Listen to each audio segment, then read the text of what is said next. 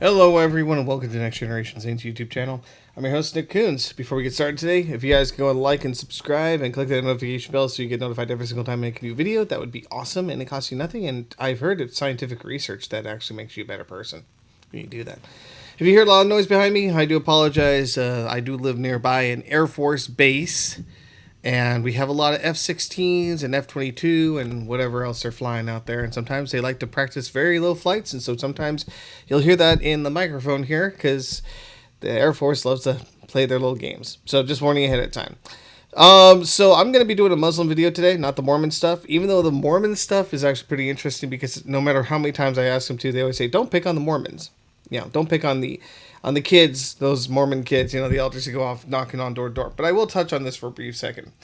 If you're a Mormon and you're telling me not to, the Mormons are only meant to invite you to church, you're ill-equipping Mormons to go do their job correctly. Because you're basically taking somebody, putting them into boot camp, and then giving them a plastic, horribly made spork to go off into the real world, to go fight in the trenches at a warfare when your enemy has an AK-47, AR-15, and whatever kind of big bazooka they may have, and then go, well, the enemy shouldn't be that mean. Sorry, but you're just ill-prepared. So that's my critique of that. I'll make some more of this on this next video that I do, not this particular one. This video is going to be God Logic. Now, this is a guy I've been following. He's actually pretty good at doing this, and since Islam, again, is on a massive rise in America and around the world, let's go through this and let's see about this. This is going to be an older gentleman, and I believe he's an elder for Islam, as in like a teacher as well. And I think God Logic does a very good job of basically catching him in many issues. So I'm going to give you my opinion on it as we go through, just like always. Let's see here. So right here, let's start this bad boy. So here we go. Here we go. Probably recognize him. Awkward laugh. So today's topic is, does the Bible have continuity in it? And is it reliable? As it pertains to its core doctrine. First thing I would ask is, okay, what is the core doctrine of the gospel? That's the first thing I'd ask. If this Muslim wants to debate that, that's fine, but they also have to understand what is the core doctrine that the Bible teaches. Like if I were to debate the core doctrine of Islam, I'd have to understand what the core doctrine is. So there we go. This debate starts in a particular place. Mm-hmm. John chapter 10, verse 36 is where it all starts. Actually, let's go with 30. And I'm paraphrasing. Jesus says, I and the Father are one. Am I right? That's right. Bring it up. Bring it up. That's right. What does that mean? They're one in essence. One in essence. Yeah, I and the Father are one means Jesus and the Father are one in essence. So he's claiming to be God. Claiming to be God. Fantastic. A little bit later, the Israelites, they pick up stones to stone this guy who's making this bold claim that he's Yahweh. Am I right? That's right. And in John chapter I am 10, loving how the tech crew's like, oh, go over here, do this, do that. And you'll watch later on in the video that they're like always trying to, put on this mic, while they're trying to talk, and I find it really distracting. Like, before you start recording, guys, hook them up with the right mics. Don't be over there, hold on, I gotta, hold on. Like, just, come on, let's try to make this so it looks professional-ish. Let's not just be, don't do that crap. Just get all hooked up anyways. Verse 36, Jesus makes an even bolder claim by anchoring his position in the Godhead when he says, I am the Son of God. Dun dun. Boom, boom. You believe that? 100%. But we have a precept. And that precept says that if a prophet or a dreamer arises and they do true miracles, true prophecies and true miracles, that you should not listen to him. If he calls you to worship a God that you or your forefathers have not known. Let me ask you a question then. Did Jesus do true miracles? Yes. True prophecies, huh? That's right. So that criteria in Deuteronomy chapter 13, verses 1 through 7, it kind of fits him right there, huh? No. So he didn't do true miracles and No, true... no, he's not a false prophet. I didn't say that. I said... Well, That's what he's. But see, this is what they're like. I didn't say that. I love this guy. One second. what This Deuteronomy particular- 13 is talking about. Well, Okay, so this is what I get annoyed at. I'm gonna just let you know ahead of time. He's talking about Deuteronomy 13, where it says that if a person performs like miracles and prophesy and whatnot, but leads you after false gods, then they are a false prophet, and to walk away from them, they are cursed by God. And so he's God logic is already there. He already knows what he's referring to in Deuteronomy 13 about the false prophet. So he's calling this Muslim out, this Muslim leader out, saying that you're calling Jesus a false prophet. I really I do not respect this Muslim for what he just did. He said, I didn't say that. I didn't say that, is what he's going to say. I didn't say that. But I'm like, no, you're alluding to it. You know, stop being so deceiving. Stop being a liar. I would tell that Muslim that you are lying through your teeth. Because when you quote from Deuteronomy 13 and you're saying, we're going to take Deuteronomy 13 and apply it to Jesus, what you're saying is Jesus is a false prophet. And then when you say, well, I didn't say that, that's why I said you're a deceitful snake that needs to be stepped on. That's as simple as that gets. But we'll go through it. I'll let you see how this guy does that. we'll see. Okay. I'm asking you, did he do true miracles? He did.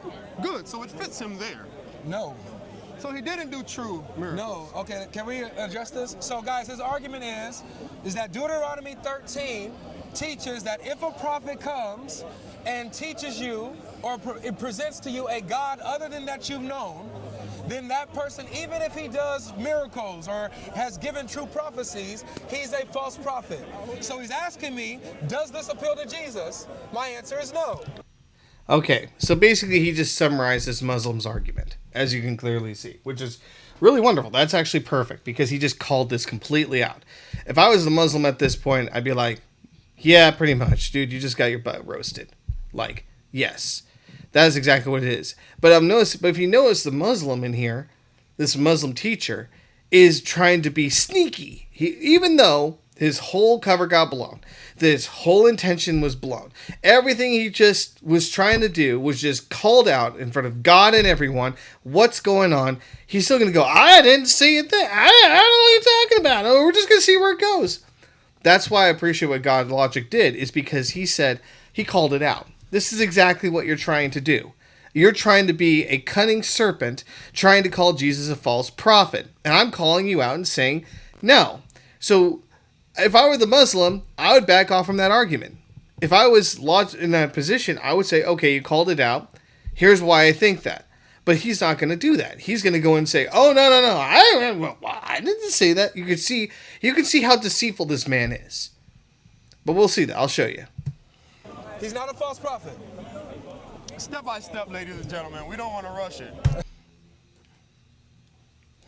Right there. Step by step. We don't want to rush it.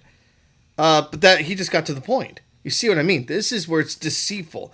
If a Muslim has been ordered by the Quran, by their holy teachings, not to be a deceitful person and not to lie, this man is breaking God's law by lying about it, by deceiving, trying to deceive this God Logic. But God Logic is going, no, I already know where you're going. I'm just calling it out. Yeah, I would turn to this Muslim man and be like, you are breaking God's law right then and there. You need to repent, dude. You need to be called out.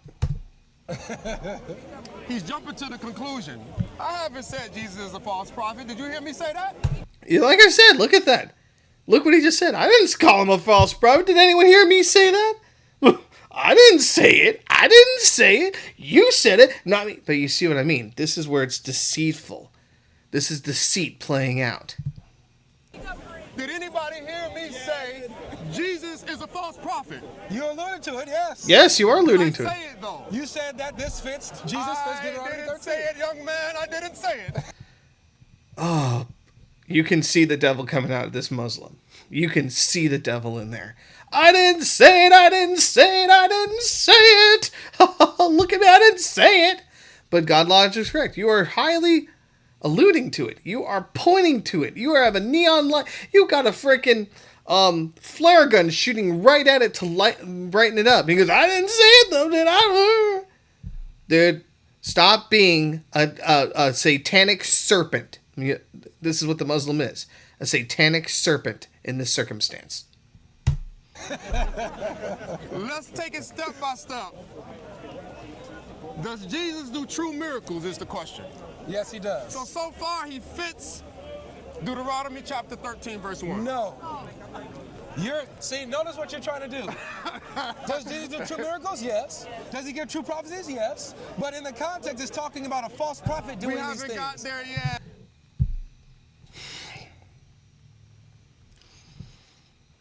I said this Muslim man, in this context, is acting very satanic. Very satanic. And if this is acceptable by Islam to do, then you guys are practicing pure Satanism at that point. And you think it's okay to do so. We are not told, as Christians, I cannot do that. I mean, I don't like getting people caught up in a gotcha moment. I've done them before, I don't like them, but I will never lead you astray in that sense.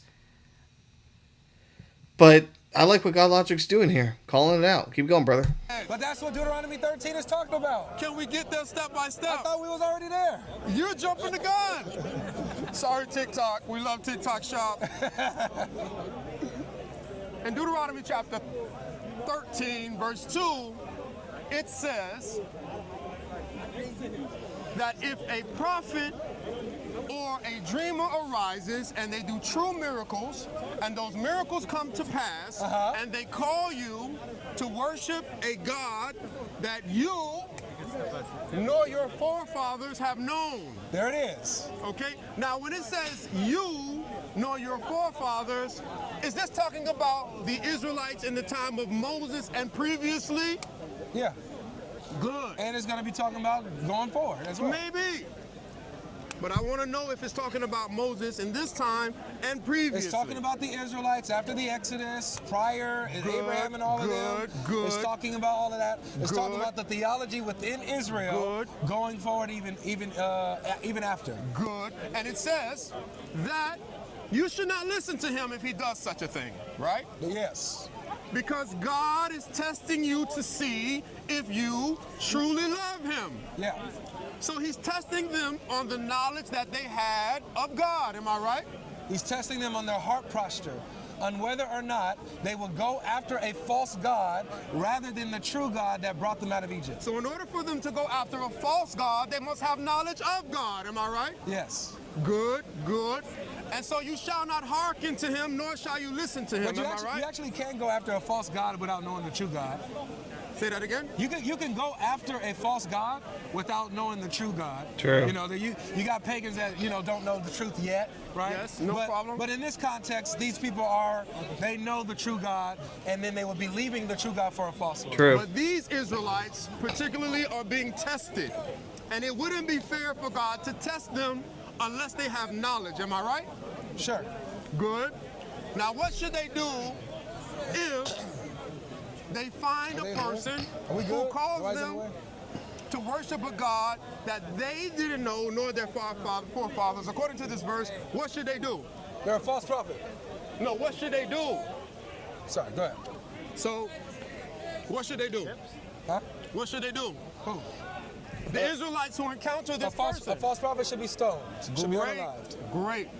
Even if they're closest of relatives, am I right? Yes, bro. Come on. Okay, good. So now, He's trying to make this argument, and it is not going in his favor. This Muslim is trying to build a big scene, build a big thing. Oh, look at it. Oh, if I do this show, and I say it like this, and I go, woo, yeah. I'm going, bro, you already got called out. You're just trying to make a theater show at this point. And that's why I said this Muslim has already been called out. His strategy has already been called out. The argument has already been called out. And he's trying to make it look like, oh, I didn't do anything. I didn't say nothing. We're going to build it. We're going to see where it goes. And God Logic's going, dude, stop being stupid. I would turn around and say, stop being satanic. Because this is what reminds me a lot of the Garden of Eden, how Satan did. Did I say this stuff? Did God really say this? Did we really get to this spot? I don't know. I didn't say that. Did you say that? I didn't say that. Did God say that? God didn't really say that, did he? We haven't gotten there yet, have we? You know, that's very that way. So I'm looking at this guy going, you are definitely being a satanic guy at this point.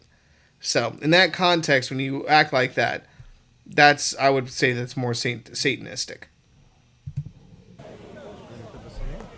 So now, Good Lord, how many mics do you guys have on when you you? look at this precept, I want you to imagine that you're in Judea, first century Judea. And the Israelites have stones over Jesus' head, and they're about to stone him. I want you to tell me, what would Jesus point to in the Torah, the first 5 books, to make them stop? I want you to say, I'm Jesus, I'm on the ground, my hands are up. Wait, look at Genesis chapter 18. It's going to tell you it's me. Don't stone me. Oh, thanks for the verse. Bring it out. What do you mean bring it out? You just brought it out. Is that the verse? Jesus visits Abraham in the flesh, right? Appears in human form, eats with him, has his feet cleaned. Jesus God's appears. clean God comes in a physical God form. came down to clean feet. And got his feet washed. God got his feet washed. God got his feet washed. God's feet was dirty. By Abraham. God's feet were dirty. You clearly don't. This Muslim clearly doesn't understand etiquette, because and this is what God logic is also going to explain. You learn this in seminary. It is a common practice to wash someone's feet in that culture, in Judean culture, because it was a symbol of respect. It was like taking the equivalent of like someone shows up at your house, you take their coat from them, you hang it up. Yeah, you'd have their shoes taken off, they walk in your house, stuff like that. It's the equivalent to, or like someone shows up at your house and you say, oh, God, come inside, can I get you something to drink? Like a cool beverage to drink or something like that. I may be old school in the way I do things, but it's like you take their coat off, ask, can I get you a cold beverage? Invite them to sit down on the couch, take a seat. And that's a way of welcoming them warmly into your home. It's it's a type of hospitality towards them. Every culture is uniquely different, but that was like I make that equivalent to my culture because that's what I do. But in Judea, that's what they would do, is wash your feet. So when this Muslim goes, oh, were God's feet dirty? I wouldn't be mocking Abraham for being a good host and treating the Lord with some respect. I wouldn't be so mocking about that. So I'm like, show some respect, dude. You're a Muslim. You're supposed to respect all these things, yet you're mocking it. So I'm like, come on, dude. Let's stop being a jerk. It's actually what you do as a courteous to travelers. Yes. As a courteous, it's in ancient times you show as a courtesy to your guests. You wash their feet and you feed them. It's not saying that his feet are dirty. It's a courtesy. Okay, I understand. No problem. Anyways, what I want you to do is show me this unique begotten divine son that Jesus claimed in the first 5 books of the Torah. Is it there? Wait, why are you limiting it to the first 5 books? I'm not going to limit you. Okay. That's what I did previously, but I'm not going to limit you today. And we know what happened. I'm going to tell you exactly what I told your buddy over there. Which one? Excuse me. Right there. I'm going to tell you what I told him.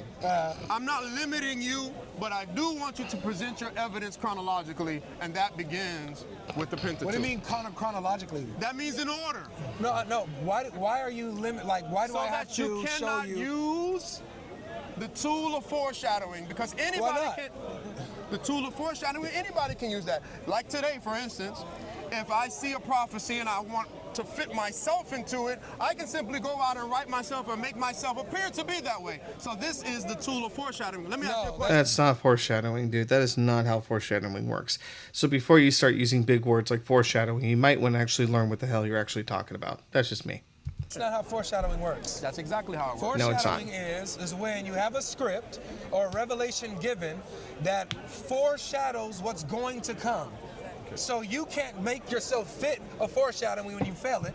You look at the details of what's written. It's either you fit it or you don't. Understood. Right? So if I go into the Old Testament and I see that it teaches, 1, God is multi-personal, 2, one of the persons is the Son of God, then That's all I need. I don't have to show you in Genesis 1:1. I can show you in Psalm. I can show you in Deuteronomy. I can show you in the Song of Solomon. It don't matter where I go. So, if it is taught in the Old Testament, in the Tanakh, then I met your challenge, right? Yeah, this guy just got his butt handed to him right there. Because he's like, he didn't understand foreshadowing. He made up a big thing. You can't tell foreshadowing because I can make that up too. And then he got schooled right there. Like, that's not how it works. Here it works. He goes, okay. I'm like, Muslim, this Muslim is boastful and proud and arrogant. Boastful, proud, arrogant. And has no idea what he's actually talking about.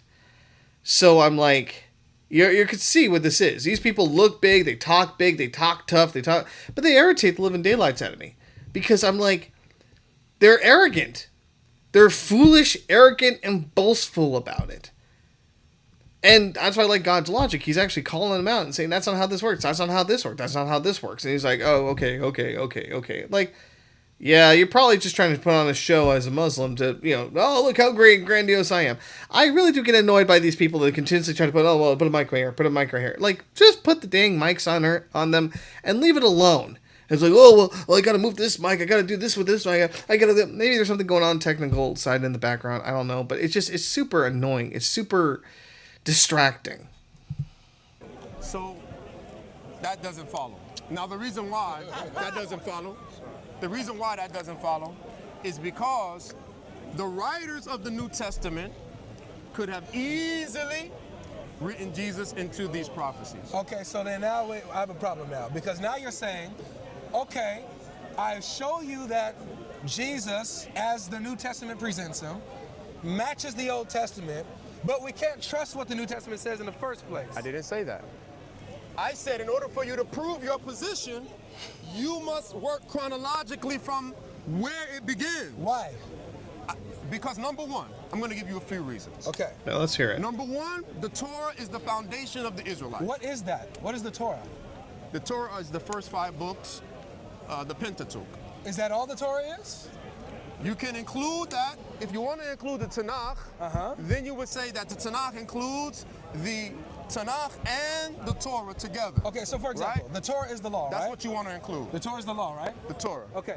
You're dancing right now. You know that, right? I'm trying to make sure that we clarify your terms and your means so we know how to move forward, okay? All right. So the Torah is the law. Yeah. Right? Okay. You went to John 10. When Jesus says, is it not written in your law, I said ye are gods? Where is that written? In Psalms. Psalms. Yeah. So Jesus called the Psalms the Torah? Ouch. That's why I said these Muslims are so boastful and arrogant. I think you would have wanted to think before you talk. Like, let's say you have a good argument in your head. And there's a thing where I'm pretty sure all of you, including me, have had this experience where you haven't. Something sounds really good in your head, but then when you say it out loud, it's really not good. It's not a good thing. Like, you had like saying, I have a plan, it's in my head, but then when you execute the plan, it's really bad. So, with the Muslim guy here, this teacher of Islam, I think it sounded great in his head until God logic finally said, well, the verse that you used, that Jesus quoted from, was from Psalms. That he is correct. It is not part of the Torah. It's part of the Tanakh.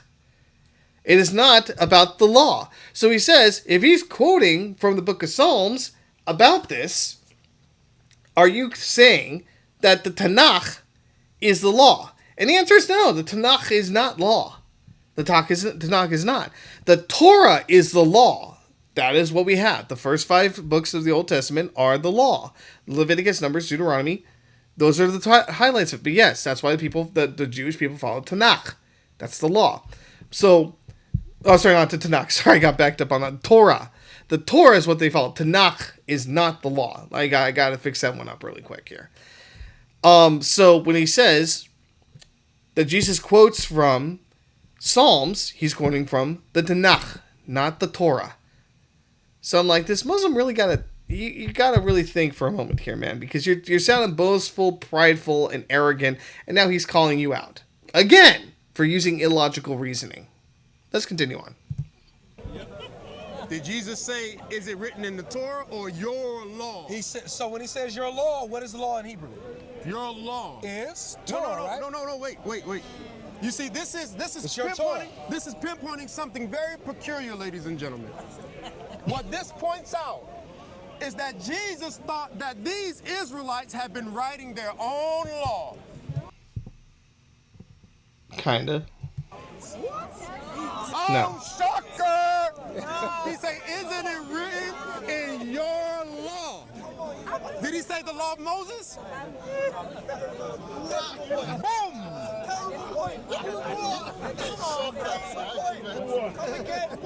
Look at the Christians rumbling. Look at them rumbling against General Creed. Look at them rumbling. I wouldn't be celebrating right there and going, boom! Yeah, boom! I wouldn't jump to conclusions here, dude, before you start really cheering on. But let's continue on. Let's see what's going to send next. Look at them rumbling. Do you even understand the argument? They're rumbling. I understand the argument. He hasn't shown me the sun yet. No heckling, guys. So, when Speechless. I wouldn't say he's speechless. No, he's not. it's his confidence is killing me too. So when Jesus says, "Is it not written in your law?" Yes. You're saying that Jesus is accusing them of corrupting the book? Didn't he do so? Not this. But didn't he accuse No, them he of corrupting? never accused them of corrupting the book. Are you sure? Yeah, show me where he does that. That's why I say don't cheer too easily, because when when he says, "Where does Jesus say that the Jews corrupted the book?" Here's the simple, because he says, "Yes, he did." The Muslim saying, "Yes, he did. Yes, he did." Okay, let me give you the quick answer here. No, Jesus never accused the Jews of ever corrupting the book. He accused them of many things, of being hypocrites. Yes, definitely. Yeah, he accused them of being hypocrites of the law. But he never once accused them of inventing the law or corrupting the books at all. That was never there. So when this Muslim says this, like I said, he's arrogant, boastful, and foolish. Don't ever be like this Muslim guy. Stay humble. Man, you setting yourself up for failure. Where's my phone? Do you want to use mine? I can't remember the verse. I got it in a file over there. What would be the wording? Let me see here. Oh, I don't remember. The wording would be that he came to correct. He came to correct what had been lost. That one.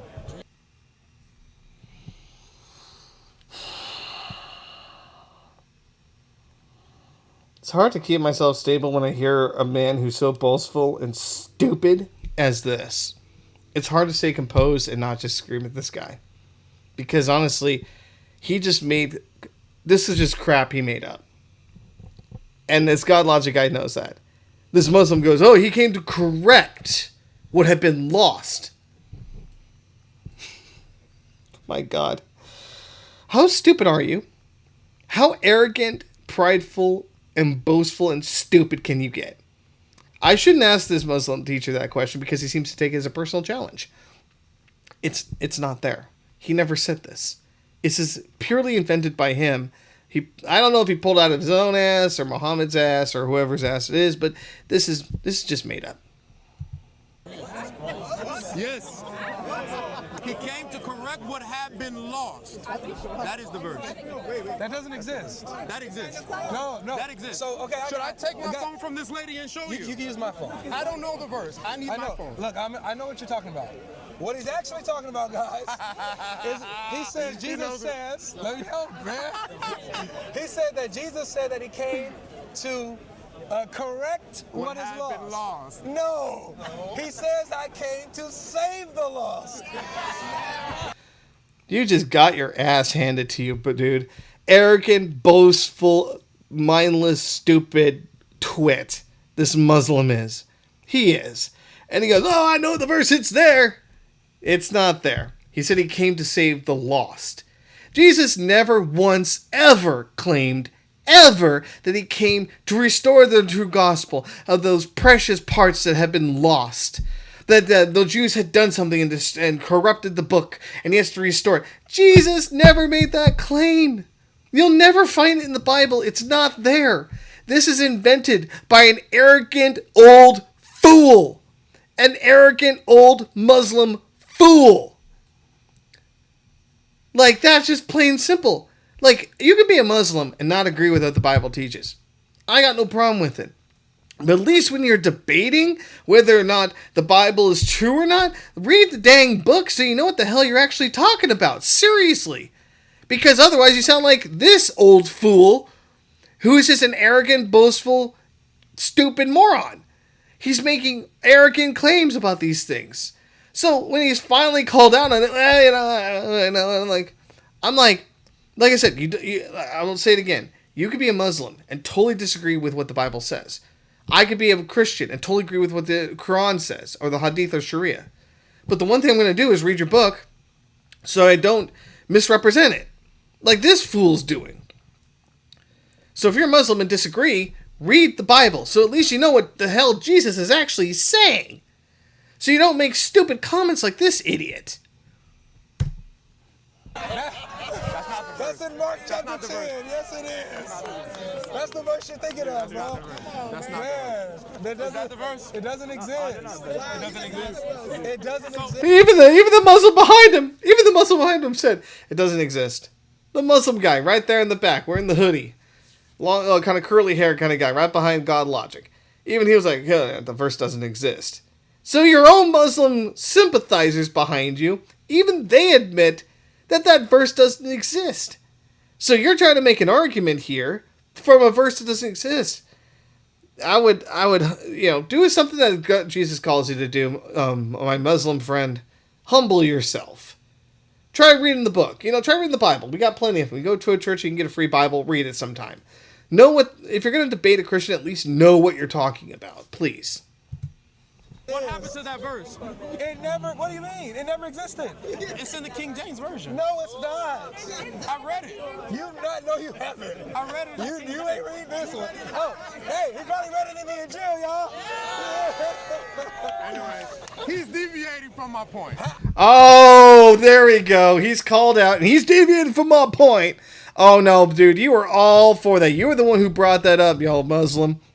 You're the one who started cooking on that counter until it got too dang hot in the kitchen to stay. Because you were called out. You said, where does it say this? I want to talk about this. And you led that conversation there. Why does it say this? Jesus came to do this. And you were making a big show of it until your butt was called out. Until your ass was cooked. The Christian said you're wrong. The Muslim said you're wrong. And now you're going, well, he's deviating. Great diversionary tactic. I'm sorry. This is an arrogant twit. An arrogant fool. Who's just loud and boastful. Oh my goodness. Oh my goodness. Oh boy. Let's continue on here. He's deviating from my point.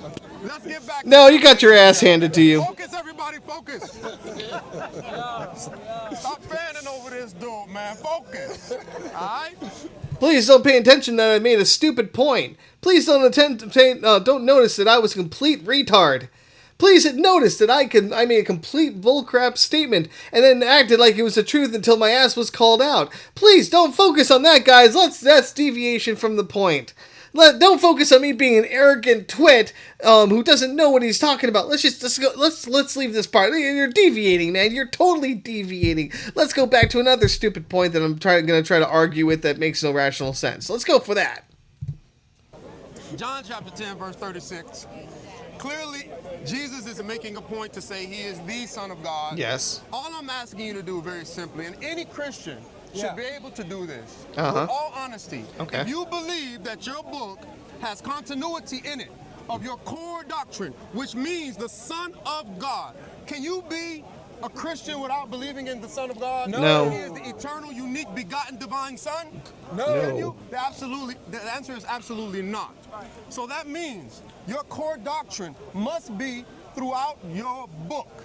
All I'm asking him to do is show me in the law of Moses that we're going back and forth about, is to show me this unique, begotten, divine Son of God that Jesus is claiming. If he cannot, He is a false prophet. He is not the Messiah. Your book has no reliability, and you should all of you should take your shahada today.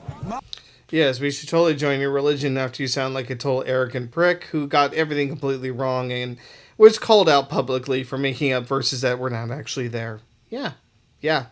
You're totally convincing me that I should join your religion as a Muslim because, yeah, it sounds so great. Let me make up random crap to throw out there with made up verses that don't actually exist and then try to make an argument and sound boastful, arrogant, and prideful and whatnot as you. Yeah, that sounds fantastic. Or get you internet clicks.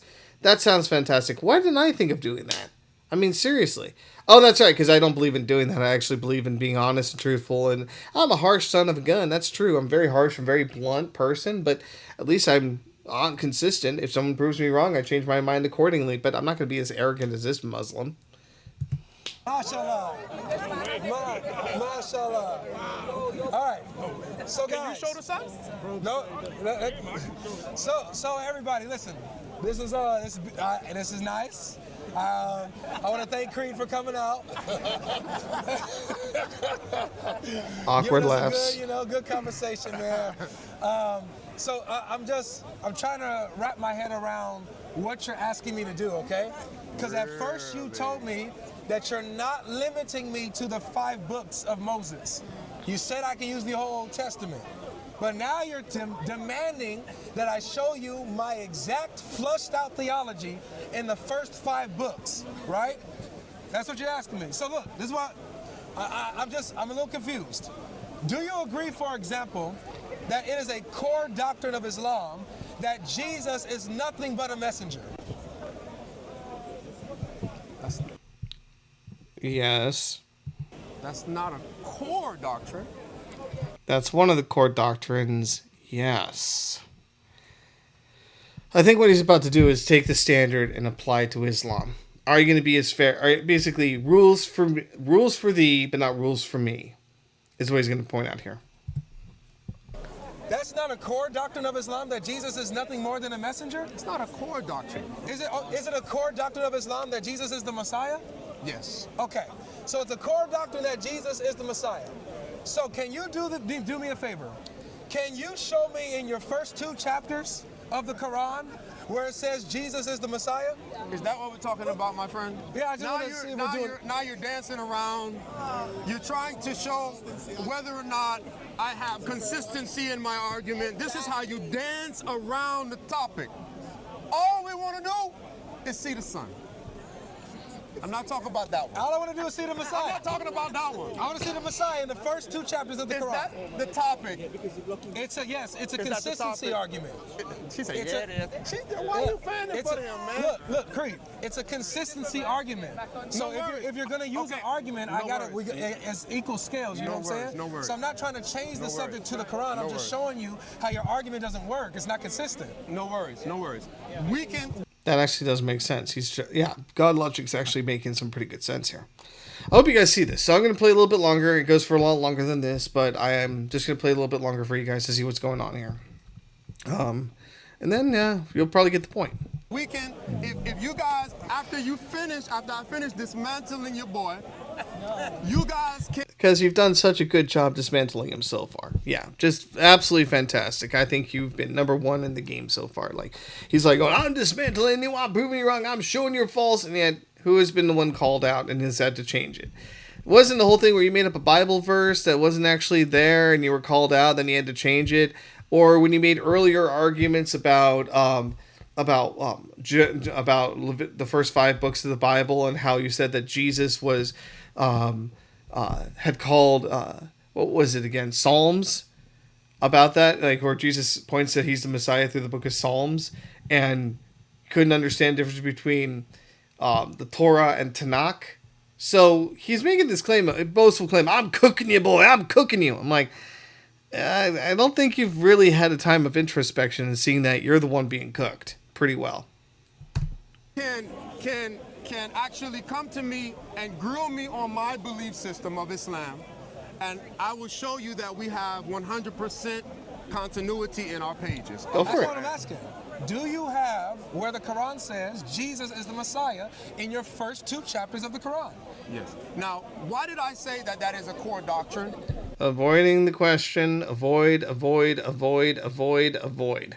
Yeah, that sounds like a great idea. He's just asking you to open up the Quran and look at the first 2 chapters. Does it say that Jesus is the Messiah in the first 2 chapters? It's a yes or no. It's really what it is. It's because, I'm going to explain. I didn't ask why You're did you say that. You're deviating, so I'm going to deviate with you. I'm not deviating. I'm on your point. Look, if you give me an argument, and I'm noticing that the method of your argument is trash, I'm going to show you that it's trash by using it against you. Right. And so when you see, when it's like rules for thee but not for me, it don't work like that. I got you. It's No problem. either No this problem. works for both of us or it don't work for none of us. No problem. So look, Good when point. I said to you that Jesus is the Messiah is a core doctrine of ours, that just means we believe in the messengership of him. And the reason why him specifically is because he's the one that comes before the Prophet Muhammad sallallahu alaihi wasallam. He's the one that spoke about the Prophet Muhammad sallallahu alaihi wasallam, and by default, believing in the last messenger is one of our core messages. That's the only reason. That's the only thing I meant by that. Creed, I love But you. because when you take your shahada, you say ashhadu an la I've been noticing this a lot with Muslims. They are asked a simple question and they can't answer a simple question. They just keep going on. And I've seen it with Christians too, which is why I call it out as well on the Christian faith, where they just go on this long tangent and you never actually get to the point. I say like, hey, I'm going from A to B. And they go, well, let me take you around here. And you never get to B. So it's like, so I'm noticing this a lot with Islam. They go to a very long explanation that never actually reaches the main point that you were asking about. You ask them a simple question, and they never get to the answer of it at all, ever. And then they go, I'm trying to explain it to you. I'm explaining it to you. You're not explaining anything. I asked you to go between Reno, Nevada to Los Angeles, California, and instead you ended up in San Francisco. You didn't even get to the main city I told you to get to. You're like, well, I'm getting there. No, you haven't. You're not even going there. You're sitting around in San Francisco when I told you to go from Reno to LA. So I noticed that with Muslims. Where is Jesus? And I would say, like, yeah, pull out the Quran and point out in the first 2 chapters where Jesus is the Messiah. Go for it. Man can't do this. ilaha illallah, ashhadu anna Muhammadan Rasulullah.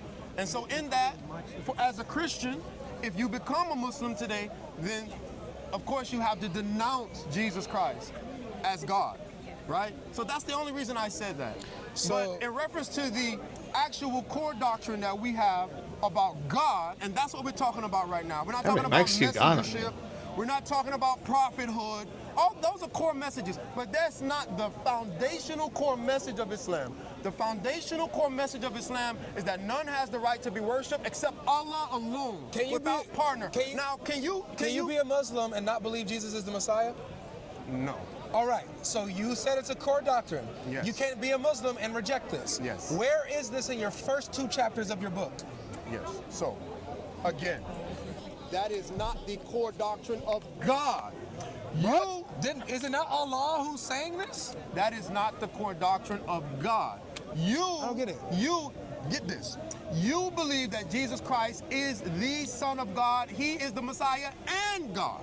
Am I right? Of course. That is the main message of Christianity. And one of the main messages of Islam is that Jesus is the Messiah that's going to come back and destroy the Dajjal, right? La ilaha illallah, none has the right to be worshipped but Allah. It's not that Jesus is the Messiah. If someone was to say, part of the main message? If someone says, ashhadu an la ilaha illallah, wa ashhadu anna Muhammadan Rasulullah, they become a Muslim and they never have to mention Jesus. Is that a core doctrine? Yes, I said yes. Okay, I said yes. So all I'm asking for is to show me your core doctrine of Jesus being the Messiah in your first 2 chapters. As soon as you show me the Son, I'm going to show you that. I'm going to show you that. 1 second. So basically, he won't show where it's in the core doctrine. He'll just wait. Oh, you show me the Son, and I'll show you this.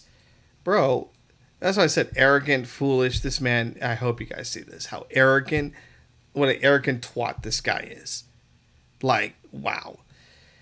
This is why half the time you can't even have a full conversation with a Muslim, because they do this. Or they go, I'm not the expert. Stuff like that. So we'll do this a little bit longer, and then I'm going to go ahead and hang up the phone on this one, so to speak. This could be over 10 minutes ago, Yes. if you just was honest and said, that doesn't exist, and therefore that standard, just one second, and that standard is actually a bad standard, because I can't even uphold to what I'm telling you. I'm going to tell you why. Let me finish, Go ahead, okay? go ahead. So what we're seeing here is that according to your own argument, you can't uphold, let them listen please. According to your own argument, you can't uphold your own methodology I can't. and demands, so therefore you can't limit me to your methodology that you can't hold to. I can't. So I would definitely show you a divine Son of God in the Old Testament. I'm not limited to Genesis, Exodus, Leviticus, Numbers, Deuteronomy. I can use Psalm. I can use Song of Solomon. I can use Proverbs if I want. I can use Zechariah, Zephaniah. Amen. I can use whatever I want in the Old Testament. Hallelujah. Does it make sense? Yeah, he said hallelujah, y'all. Hallelujah. Yeah, I would too be. I would be like, if I was a Muslim, I'd just be like, tap out, dude. Tap out, go nursery wounds. He's like, yeah, I'd be feeling pretty junky too. But yeah, I hope you guys can see what's going on here. He's running around the truth a whole lot from what I can see. He uses different methodology, rules for thee, but not rules for me. And he gets his butt grilled. I mean, he just got owned many different times. I'm not trying to say like, oh yeah, we got to go own a Muslim. But what I am pointing out is that their arguments and where they come from is from sheer ignorance. They don't know the scriptures. They're arrogant because what they claim is in the Bible isn't actually there, and they boastfully say it, and that makes them arrogant. So a lot of Muslims are also ignorant of what their own scriptures teach. They don't even read it. They trust in Hammam or their own spiritual leader to tell them. They don't even read their own scriptures. So as a Christian, I encourage you, one, read the Bible completely. From Genesis to Revelation, read it. Go through it. Study it. Pray about it.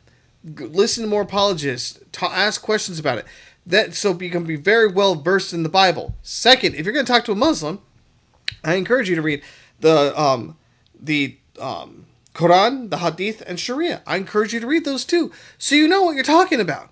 You don't have to agree with the worldview, but at least you understand it completely, what's going on. And for the love of God and all that's good in this world, don't act like this Muslim leader. Don't be arrogant.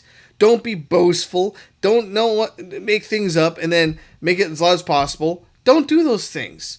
It's unattractive to me. It's unattractive to a lot of people. And at the end of the day, you just sound like a boastful idiot at the end of the day.